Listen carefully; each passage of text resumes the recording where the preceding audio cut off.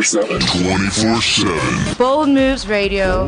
Bold Moves Radio. Afrika nakupenda sana. Oh, Afrika nakupenda sana. Ooh, Africa nakupenda sana. Ngo. Ladies and gentlemen, you know when you hear that sound, it is that day, my special day, and the day, my favorite day, actually, and time of the week, is this hour. This hour where we talk anything and everything about Africa, her people, her food, and this is the African experience with me, Dr. Ngwenya. You know, always with my co-host, Aventina Mabunda. But yes, even tonight, she's not here. She's really looking for information and getting us, beautiful and exciting stories that we can actually share here on the platform. I'm very, very excited, tonight because it is the 21st of May. And, the 25th, I mean, just 4 days to come, we are celebrating Africa Day, which is the day where we're celebrating anything and everything around Africa. And in the build up, to that Africa Day, tonight, we are bringing yet another powerhouse. We are bringing a person who knows Africa like, the palm of his hand. He will tell us about it and everything. And I'm so excited tonight to be hosting none other than Mr. Zoe Nkongolo.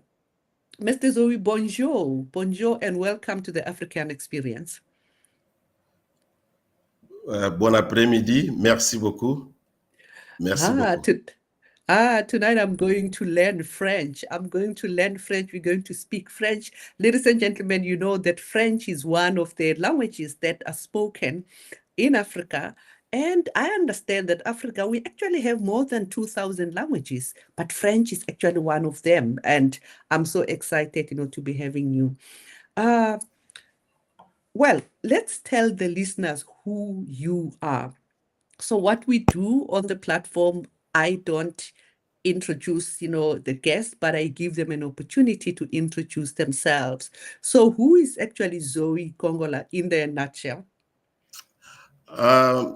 As you say, thank you. My name is Zoe Nkongolo. Zoe is a Christian name. Nkongolo means rainbow. Rainbow? And, it means rainbow. Oh. Yeah, so that is my name. And I'm a married man, and I have 2 children, 1 son and daughter, and I'm living in Cape Town. Thank you so much. I like it. I'm actually having my notebook here. I'm writing rainbow. So when we say South Africa is a rainbow nation, so we can easily say South Africa is the Nkongolo nation. Yes. I love that. Yeah. I love that. You speak French. So where is your origin? I know you said you live in Cape Town and you have been staying here for many years, but originally, where do you come from? Originally, I come from DRC. So I'm living in South Africa 30 years now that I'm living in South Africa. Yes. Yeah, for the listeners that do not have an idea where DRC is, do you want to share a little bit where about on the African continent DRC is? Just for the listeners that do not know where DRC is. Believe you me, there are listeners who have no idea. So yeah. So DRC is situated in the center of Africa. So is when you see Africa, so it means that DRC is playing a big role because DRC has 9 neighbors countries.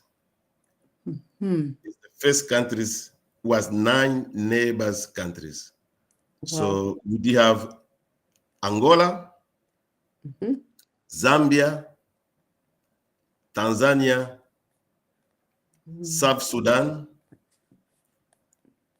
Uganda, Rwanda, Burundi, Republic South African of Republic South Africa, and Congo Brazzaville.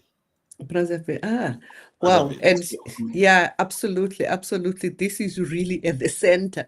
I have been hosting the show. I don't think we have had, to speak to somebody who comes from the country that has got so many neighbors.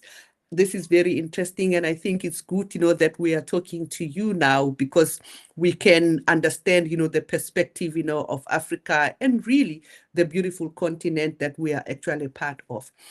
Okay, so still trying to understand who you are. Surely growing up, you are a professional. What did you study and how was it like, what did you study? I was living in DRC. So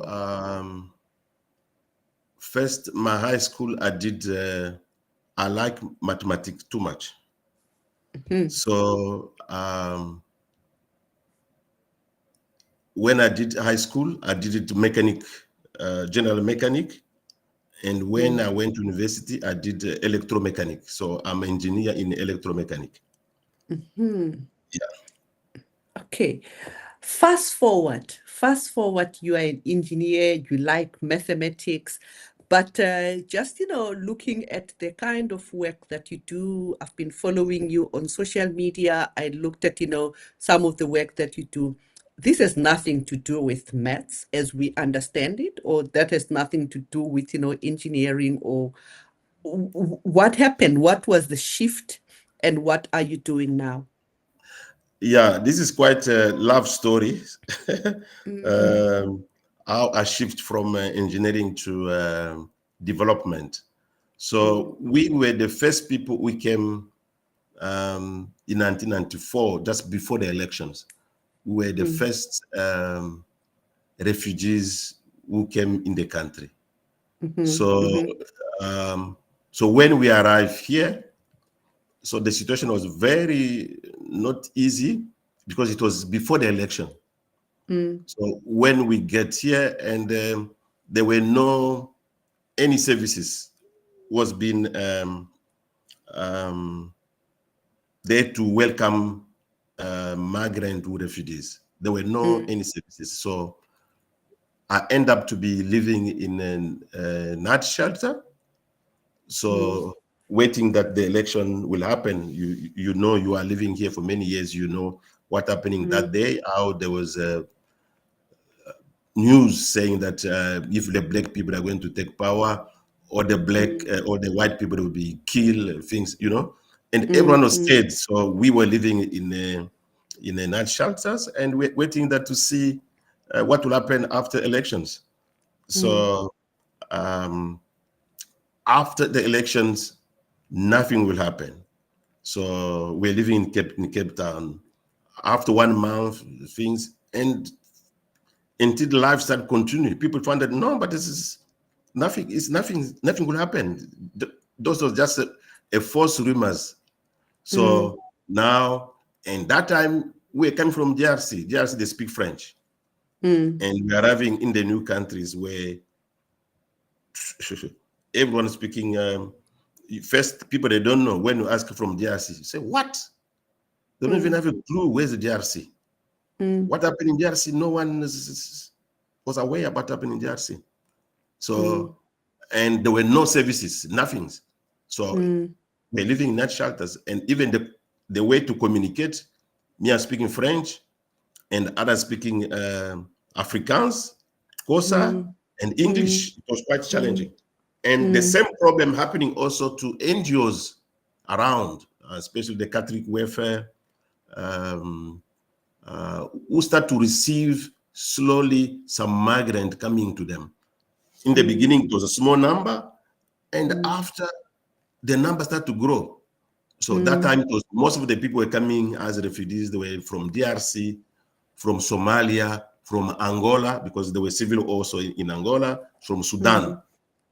So, and through them, they start to say, but the number of people coming, we don't know where they come from.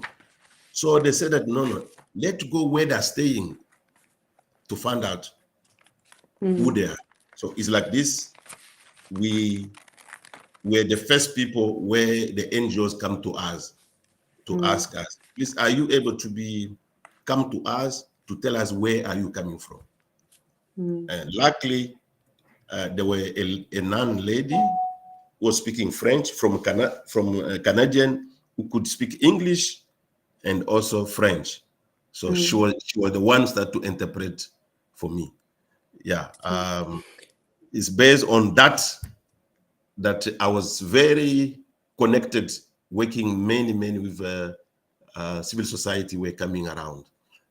Even my paper, which I got, refugee papers, was being given me to when I was in shelters. I never go to Home Affairs. They come to give my paper at not shelter. So it's where I was for the first time be in contact with NGO sectors, because they were surrounding me, asking questions. So I become like a leader.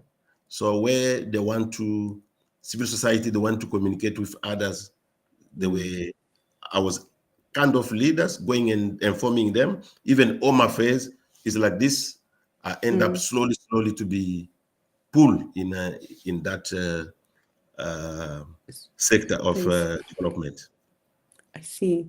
So when you came to South Africa, you didn't speak English at all, and now we are conversing. I mean, your English is very good. How did you learn? I mean, I'm thinking, oh my God, I have to learn my French, but I'm struggling. And here you are. You are actually speaking, language perfectly. Maybe I should pose the question in this way. What is the importance of, learning, languages? Yeah, I think that language is very important, because language is a way. Just imagine that you are coming maybe in Australia, someone just greeting you in Xhosa, in Afrikaans. So how you feel that you are welcome. So that is that time, even when we are going, you enter in the taxi. So you give money. So you can't speak the language. You are scared because you cannot communicate. You don't even know how to express yourself. So people are looking at you.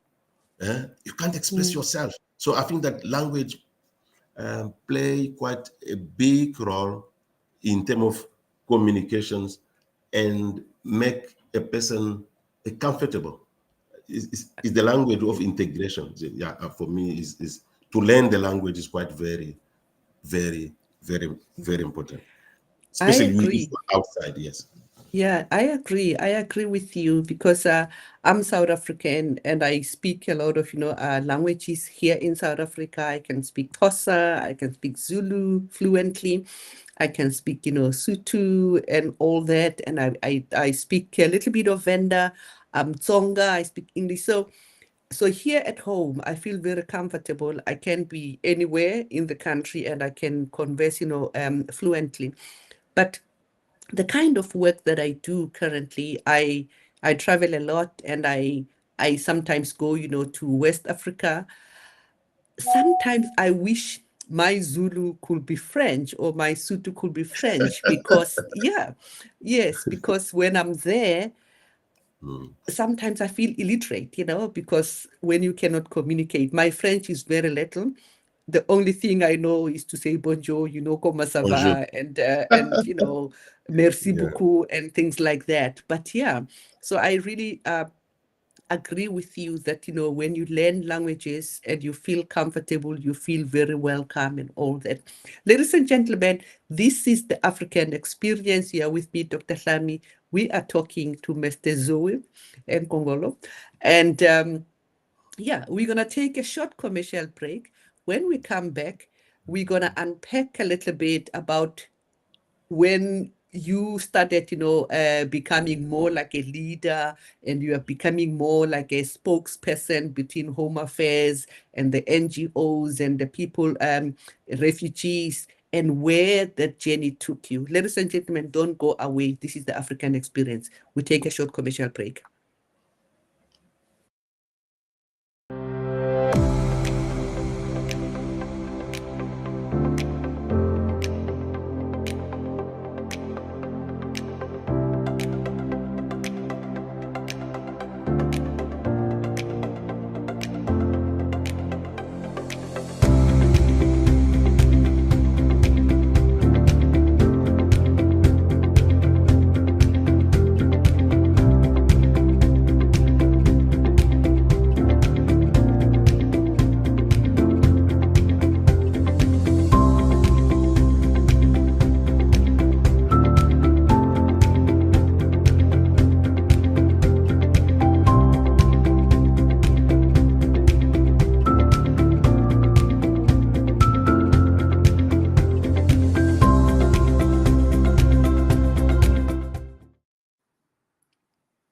Welcome back, ladies and gentlemen. This is the African Experience. You are with me, Dr. Ngwenya. We are talking to a dynamic person, as you might have heard, from, the introduction. That is somebody who migrated, to South Africa many years ago, almost 30 years ago. He came to South Africa. He didn't speak any English and things like that. And he's an engineer by training. But he found himself here, and because of the circumstances, and he found himself being called to do some work in the humanity areas. So Zoe, now take us through the journey. So you are here, you are working with the NGOs and things like that. How then did you formalize the work that you are doing? And I know that you founded, you are one of the founding directors of an organization called Africa Unite. Tell us a little bit more about that. And yeah, so we will unpack what you do there. Thank you so much, Doctor. Before I respond to that question, there one aspect I want just to highlight it is that I spoke to you that I was living in a night shelter, the place called Ark. It was that time it was in Tokai. So I stayed there for almost 1 year. And you could not stay forever at the shelter. So I supposed to leave. And the question, it was when the day I was leaving, where I must go. Tokai, it was outside Cape Town. So they told me that now you must go. So me and my friend, we were looking at each other, where we are going. So he told me, but there was a township. I said, which township? He said, no, but any township we can go. But we don't speak English. We don't speak Xhosa. How are you going to township? They're going to kill us. I said, but they told us to leave. So I still remember we left the Ark just like this. There were no luggage, nothing. And we arrived at Langa station around 3 o'clock. We stayed there at the station. Where to go? And everyone is coming there speaking Xhosa. Oh, I say, what you are going to do, where you are going. So I'm just trying to give my experiences to understand where Africa United come from. So until when it started to get very late, 6 o'clock. So my friend was a bit English, explained, looking for place. A young boy told me, no, wait, I'm coming to speak to my mom. So he went to speak to the mama and said, come. So we arrived. So he said, listen, it's those two bedrooms. That mama was occupying one room, and one room was for us. She asked us 50 rand, and we agree. It's like this, our first experiences to be in Langa in the first township. The next day in the morning, when we were coming out, everyone in the street was looking at us. Look, those people there cannot speak Xhosa. That's our experiences in township.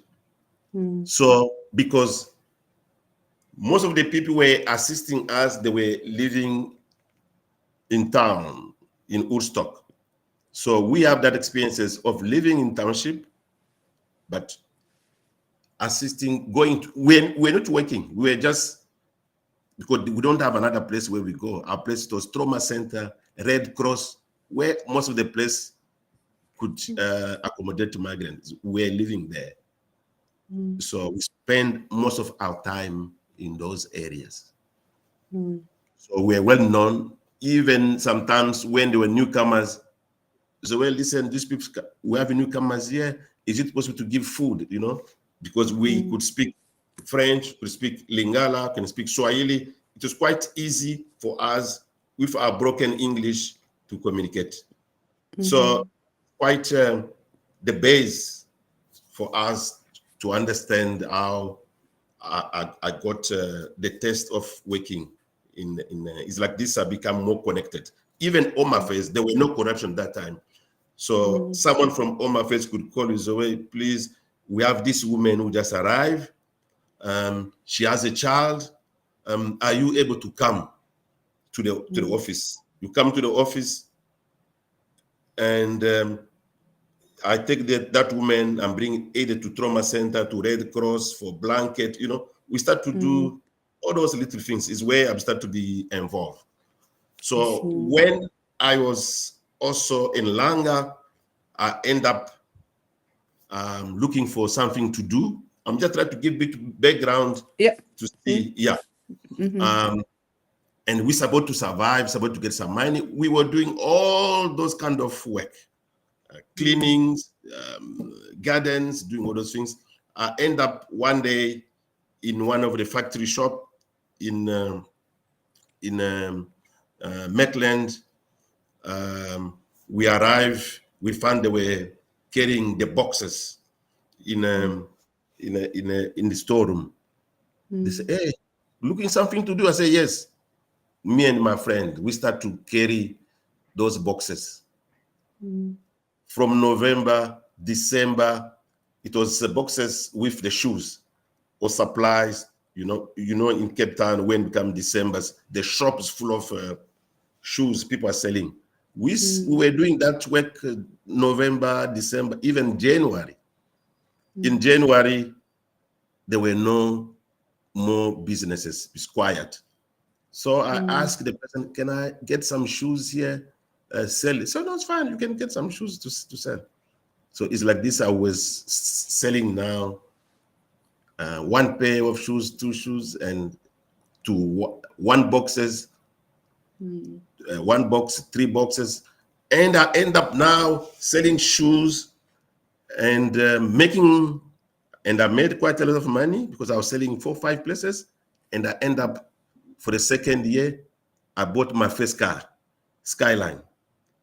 So I bought my car cash from the shoes I was selling in the street.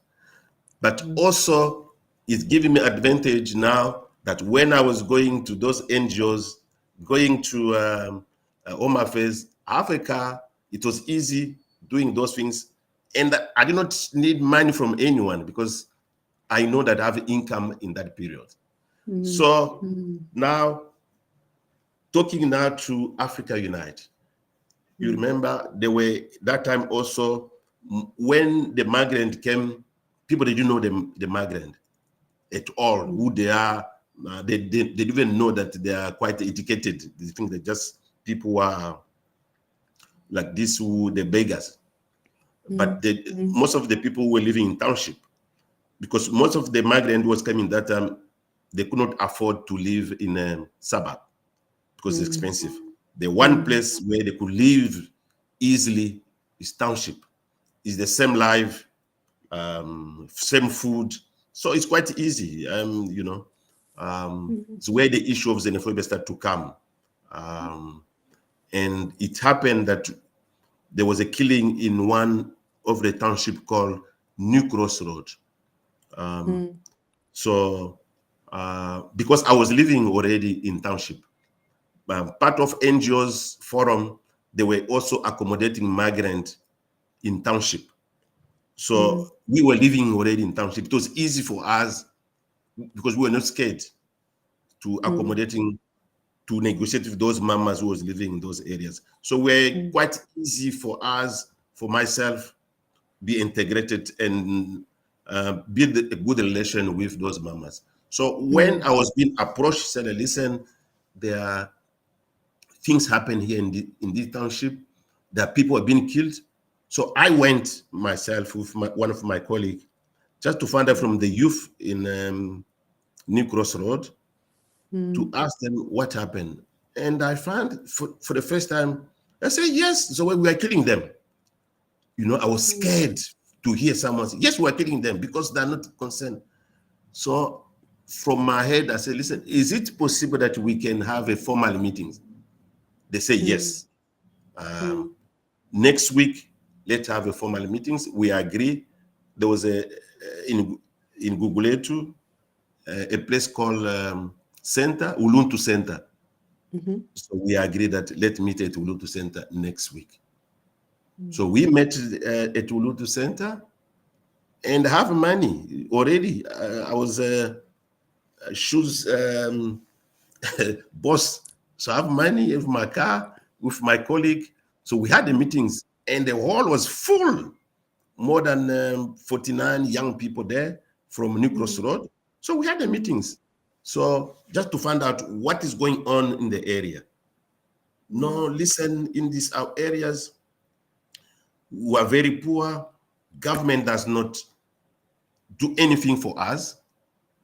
And we see them coming, they are doing well, they are driving nice cars, there are things happen, and they're not even concerned about what's happening in our, they are living here, but they don't stay here where you are living. So why we need to kill them? I don't know what happened to me, just from my head, and I asked the question. But all of you here, how many of you already visit Table Mountain? It was quiet. And I asked them, Robben Island, quiet. None of them. I could see that really shocked all of them that were there.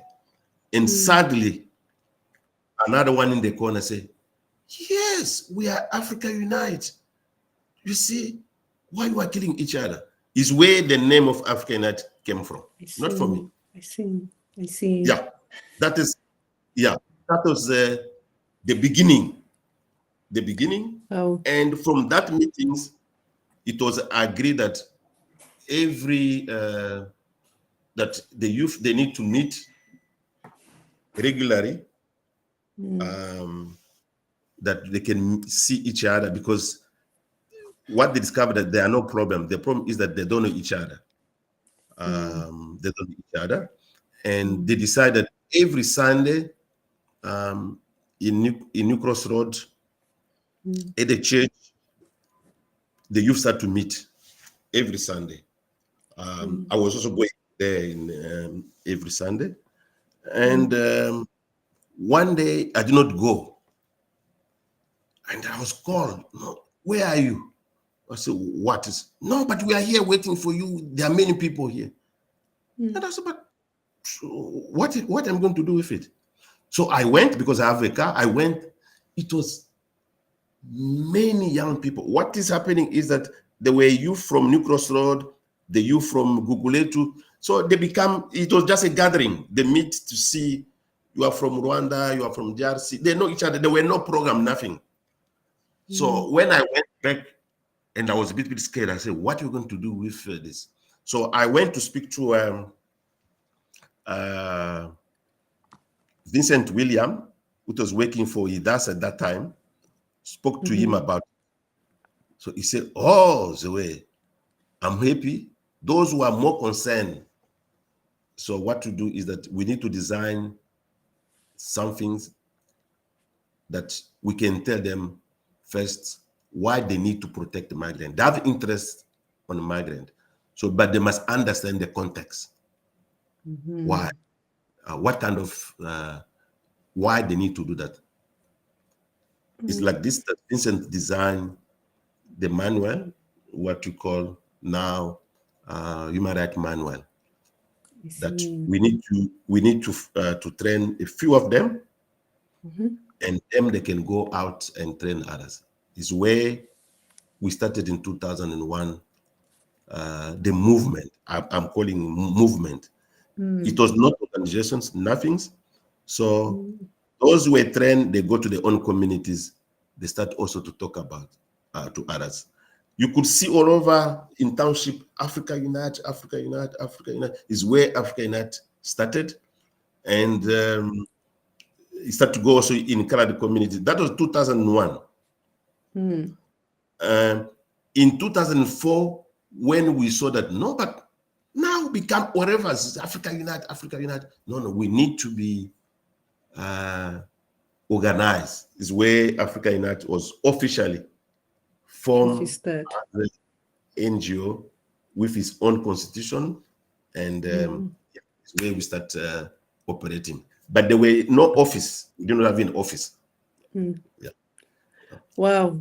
Wow, I'm actually letting you go because, it's such a remarkable story. I can feel, the passion, because what I'm picking, from that journey, I'm looking at somebody who's coming so destitute, running away from, civil war or whatever is going on, really running away for survival.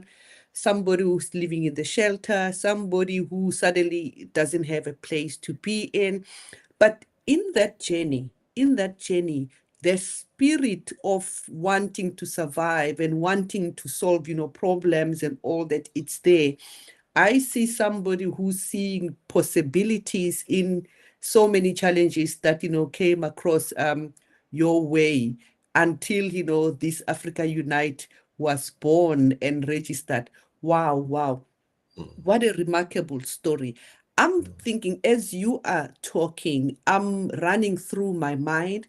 I get challenged a little bit as well, because as much as I'm born, bred, in South Africa, I'm looking back at my roots. Both my parents, many, many years ago, came from Mozambique and all that. I'm thinking, what is the state of, migration in Africa? What do you know? What is the state of migration in Africa? Migration in Africa, we say, is in general, is seen as a part of rite of passage.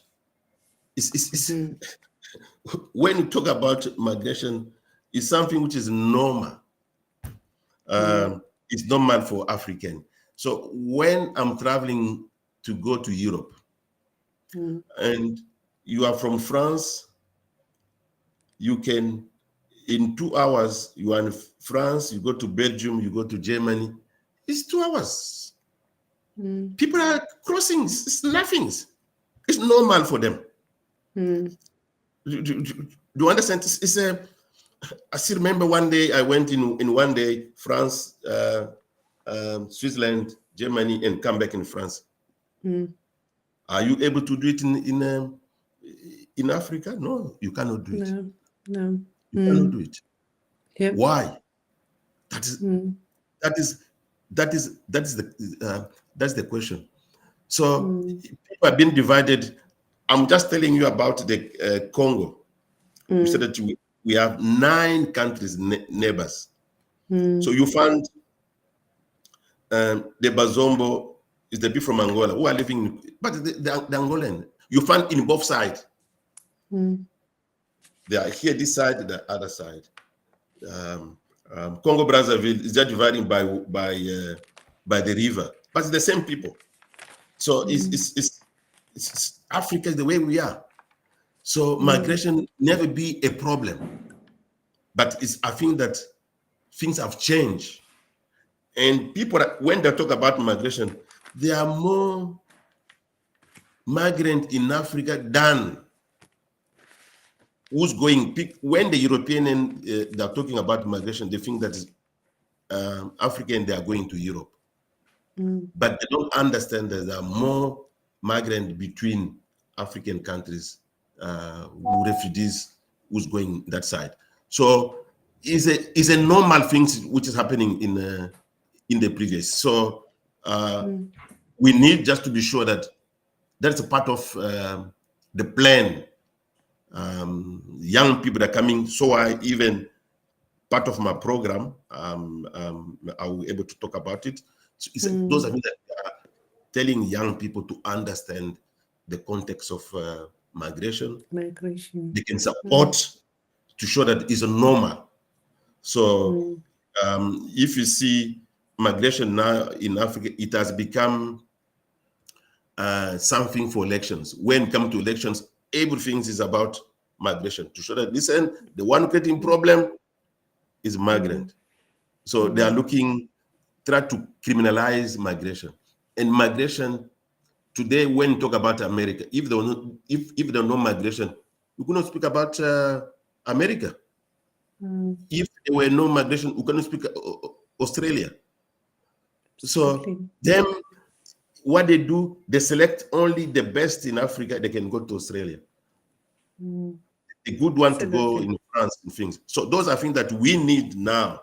Migration is normal for African people to strengthen our relation, to strengthen our economy, sharing the skills. What happened is part of my program.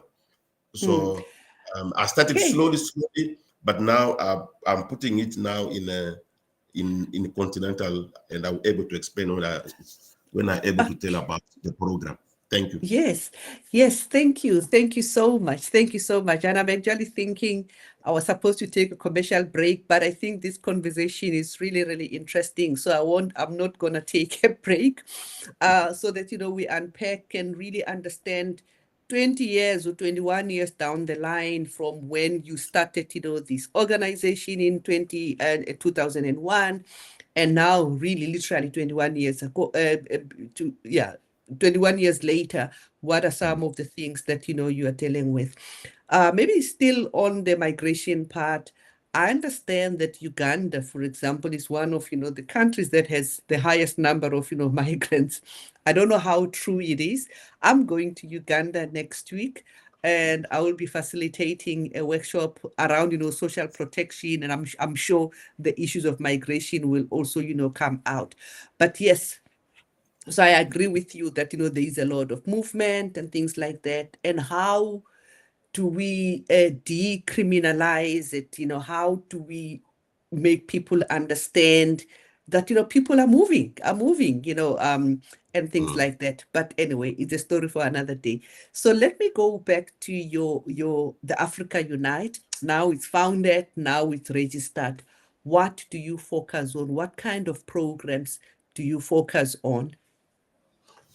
Yeah. One thing that which we did discover is that most of the problem we are facing is based on ignorance. Even xenophobia is based on ignorance. So, and we said that, but where we need to start this, how we can break this. So, Africa Unite, we say that we are human rights and youth organization. So our target group is more young people. Because even when you look, when there was an issue of xenophobia around, who are on forefront? It's the young people.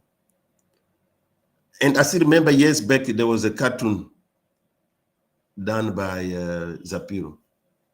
So where a young person killed a migrant, and they asked him, why you kill him? He said, I don't know. But why you kill him? So because it means that young people, they are being used for positive and negative. So most of our program is designing for the youth. So when we start from the beginning. We was just we don't have an office, as I told you. So after we're being established and we start to have office space, so we said that we develop even our our vision and our mission statement. So we say that Africa Unite is a human rights and youth empowerment organization that work with citizens, refugees, and migrants to prevent conflict, enhance social cohesion, and promote socio-economic development. And our vision is we want to see Africa united. The time we make our vision, we don't even have an office that time. We don't even have nothing. We were not even, we didn't have nothing. It was our vision. But now I can say that our vision is slowly to come to that. So what kind of program would you have under Africa Unite? Our main program, which we do have, is human rights for social cohesion. So what we do is once a year, we recruit young people from diverse background. What it means is that we are getting young people from Black Township, Colored Township, migrant, and now sometimes we're taking also the Indian in KwaZulu-Natal, whatever. So we have a week. When we started, it was just a weekend. Now is a week training. So what we have added for them to understand human rights, also to understand the right of vulnerable people, women, people with disabilities, children, migrants, and refugees. So we say that, but it's not enough. We want also that we call it human rights peer educators. It's them who are going to their own communities, training others. It's not enough. We need to add other sessions. Now we have added now climate change and economy literacy.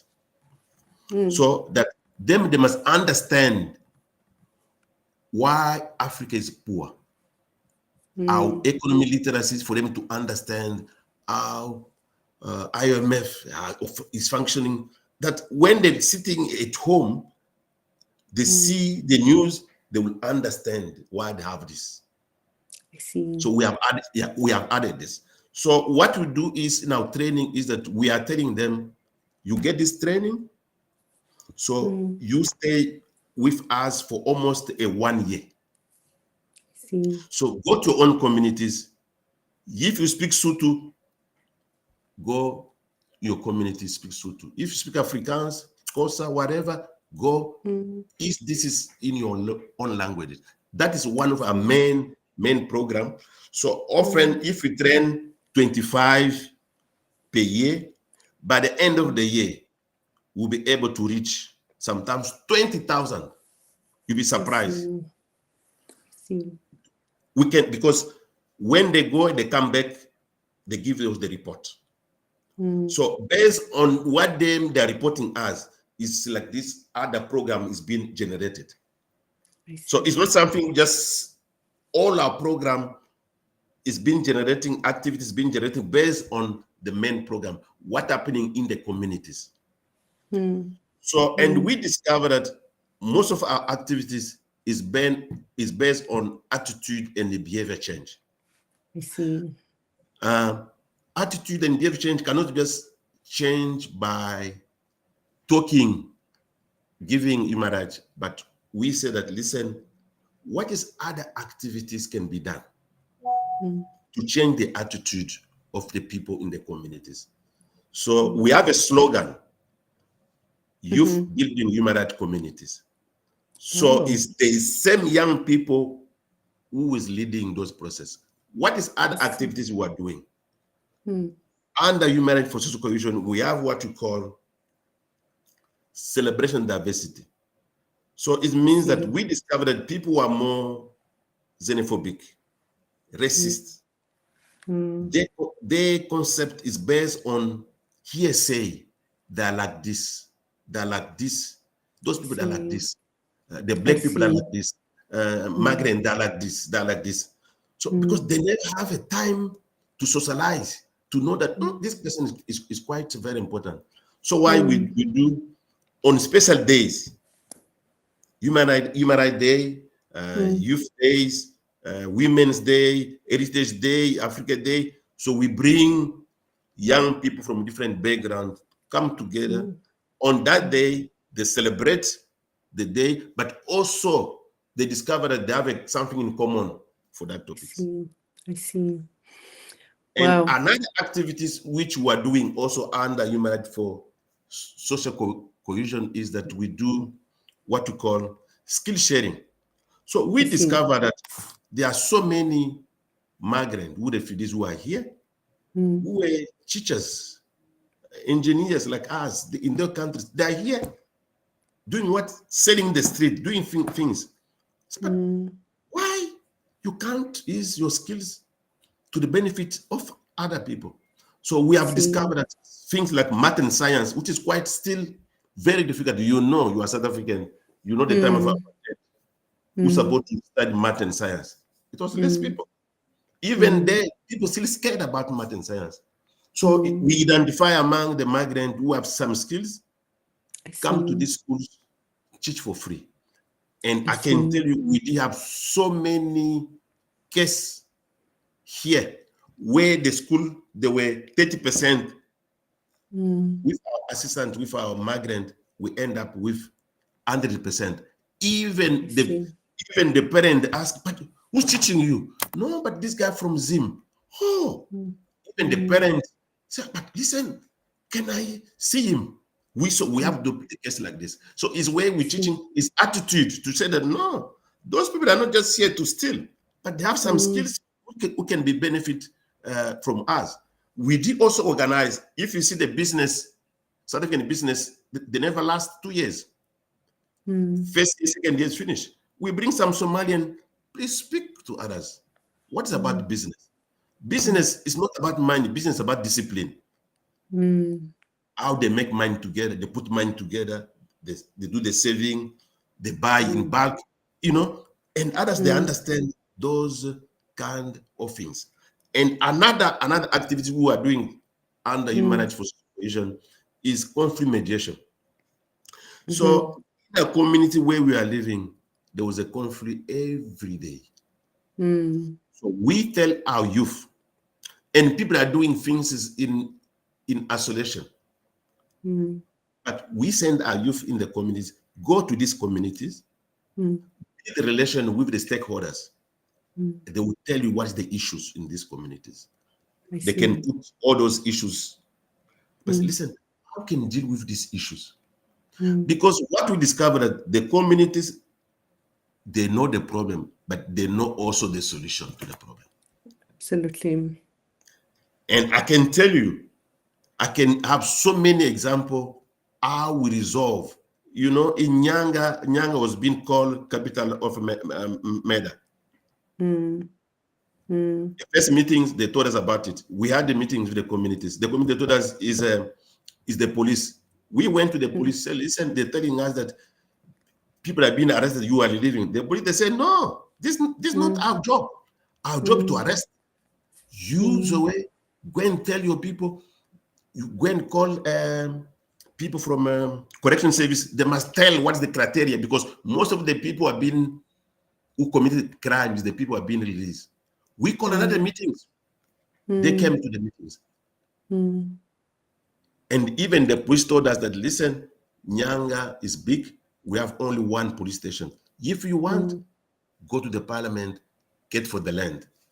And I don't know if you hear in the news, there was a second police station was built in Nyanga. It's true. Our youth who did that. And there are so many examples. It can take 2-3 years at least. We do have some examples. We have so many examples. Many examples.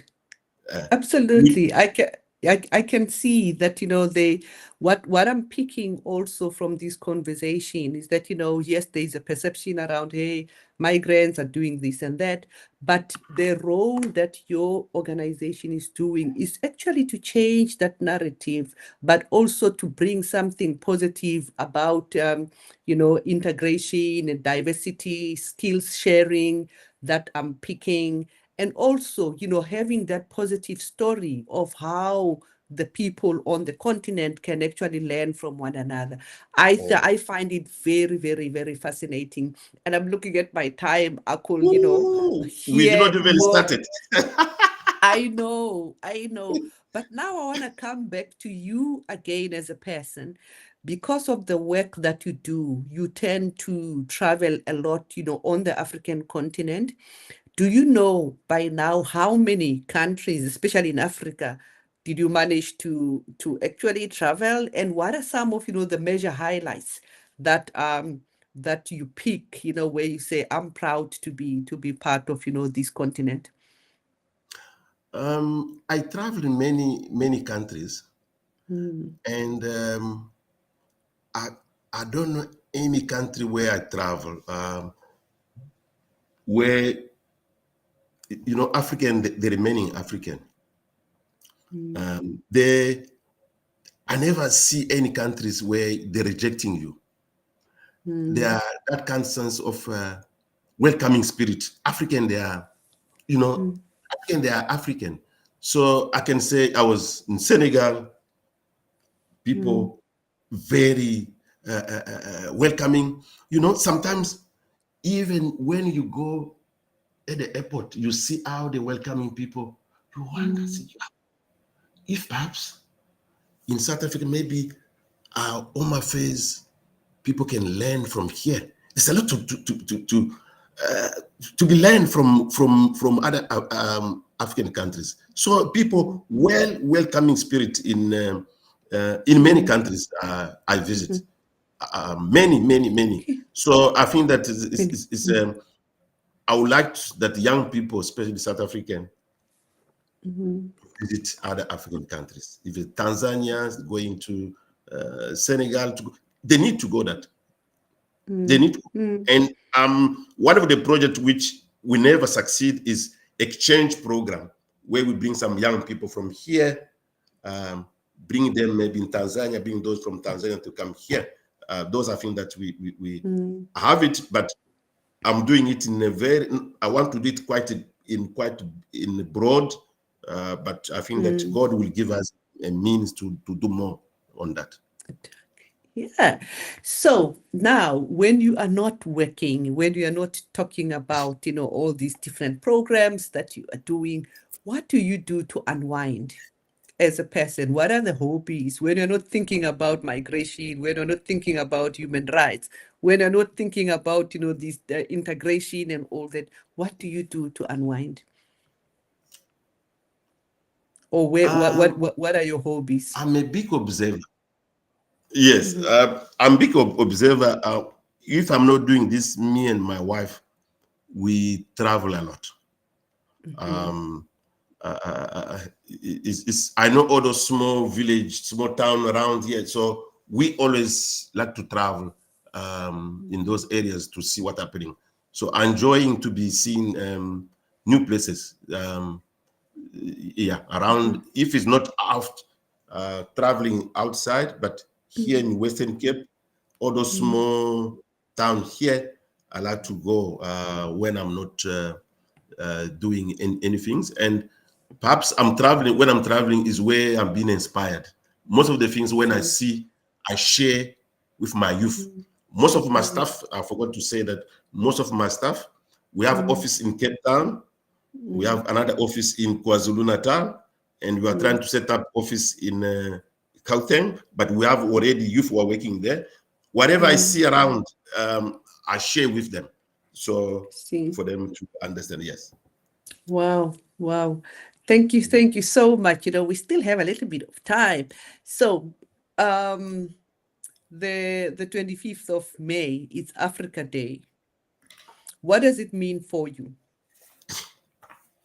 What does Africa Day what does it mean for you? Yeah, there are so many, maybe there'll be young people will be follow this, maybe we are following now. 25th of May is a commemoration of the establishment of Organization of African Unity, called AU. The African Union. Now is Africa Unite. So it's now 60 1 years ago when these things was created. So maybe the founders of this, when they were doing it, they have their own vision. They want to see Africa united. So 25th of each May for us is very important because to tell, especially young people, that listen, Africa is not the way should be. It's not supposed to be like this. So, and if people are saying that Africa is the darkness continent, I totally disagree. Because today, what is making Africa special is not about mineral. When you go to Europe, what kind of population you see there? Look, the population you see in Africa. They're young people. That is our power. Because now you are going in Europe, the population is old. People are living 80, 70, and they need people to look after. Who's looking after them? And if you look in Africa, it's 20 years, you find wherever you go, it's young people. So that is our only resources, which we need really to work. And them, they must understand. I don't know if you know about Africa Agenda 2063. 2063, yes. So young people must understand, because all of us will not be there in 2063. But young people must understand it's them they need to carry this. So when we commemorate this day, it's a special day for us. South Africa, for me, is a South Africa supposed to do it official holiday, just to reminding all of us that we are African, and you know, when we're commemorating something that is you bring in new ideas.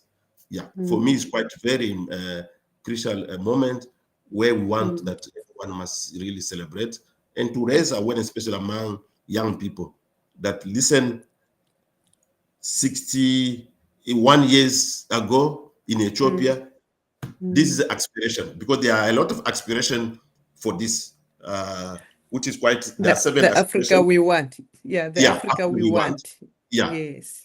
So we need to share this aspiration. There are 7 aspirations where young people must understand those aspirations. Thank you.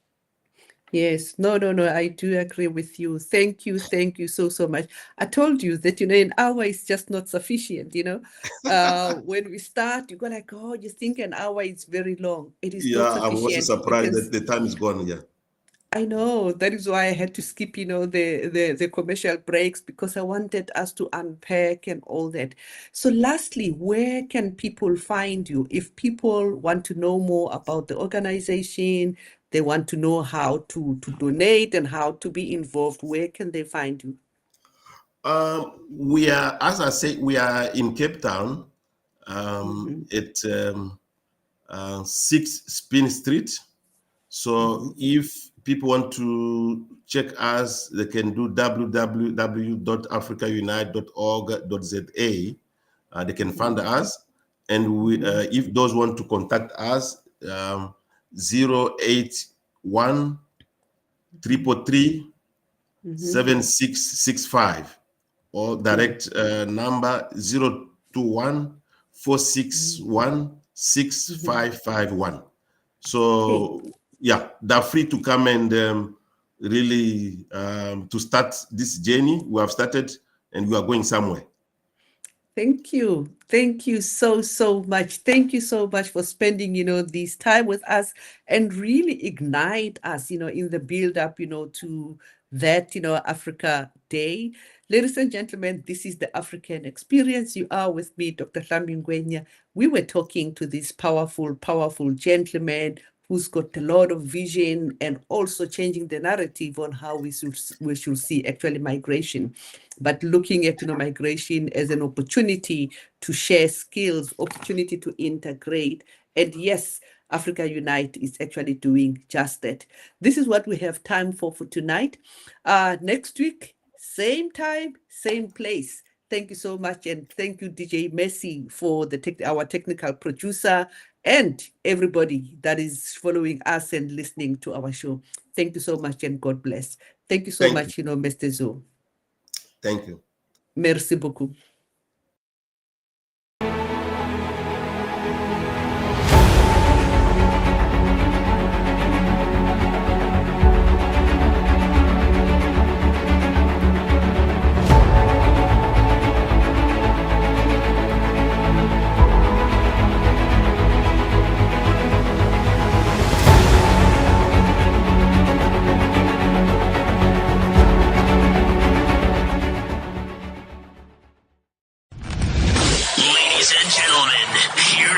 Streaming 24/7. 24/7. Bold Moves Radio. Bold Moves Radio. Afrika nakupenda sana, oh Afrika nakupenda sana.